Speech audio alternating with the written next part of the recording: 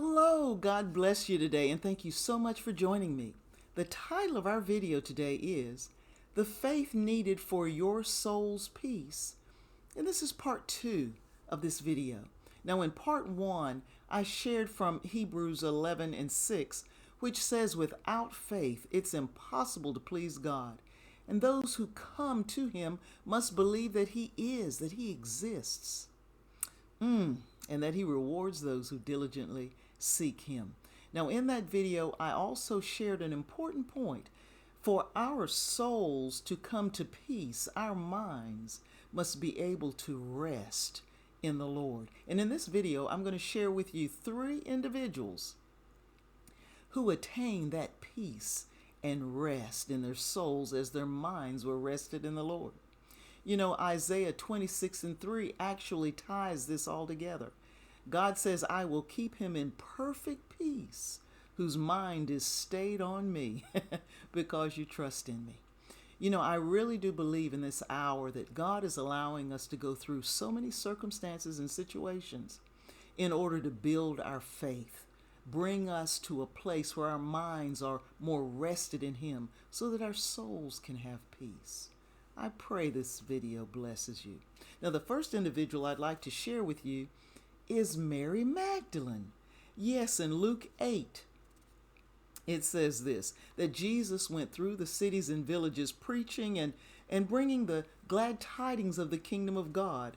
And the 12 disciples were with him, and various women were traveling with him as well. And one woman was Mary Magdalene, one out of whom he had cast 7 demons. Now here, after Jesus delivered her, she stayed close to him, traveling with him. Jesus was her way, the way, the truth, and the life. So she stayed close. She had complete faith in him. She rested in him. And at his crucifixion, as so many of the disciples left, she was there. At his burial, she was there, finding out where his tomb would be. She came to anoint him, found out that he wasn't there. But listen to this, folks. Mark 16, verse 9.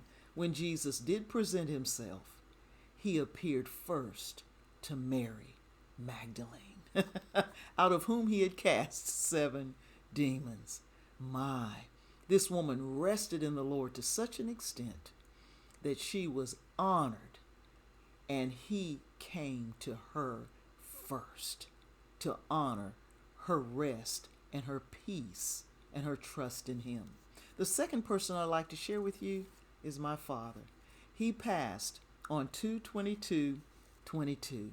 Dad did so well in his senior years. He really, truly was rested within, in his soul and in his mind, just rested in the Lord. When my father passed, his pastor at his graveside service said that Mr. Killian was faithful to his faith. I had never heard it said that way before, but it has stayed with me ever since because it's true. My father was faithful to his faith in the Lord.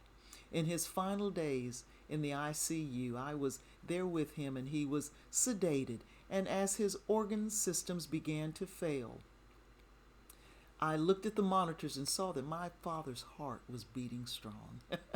God was sustaining him. My father had planted so many seeds of rest in the Lord that God gave him rest in his final hours and minutes. It was beautiful to be there and behold this.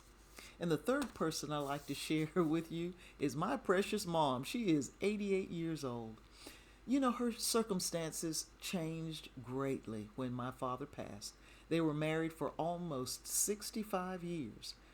But my mother is the epitome of Hebrews 11:6. She believes that God is, and that He rewards those who diligently seek Him. She said when my father passed, I'm still here.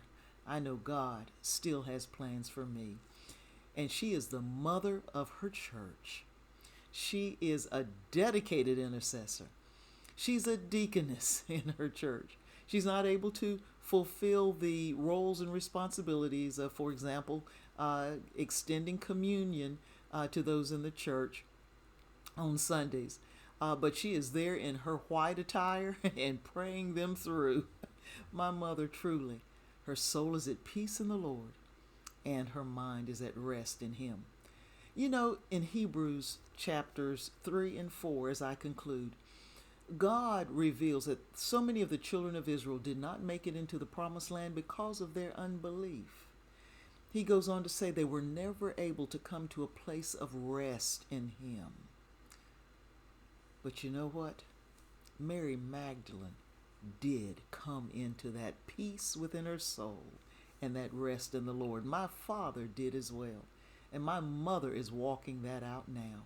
And I want to declare to you that rest, that soul peace is available for you and for me also. I declare to you this day, Isaiah 26 and 3, God is able to keep you. He's able to keep me in perfect peace as our minds are stayed on Him because we trust in Him.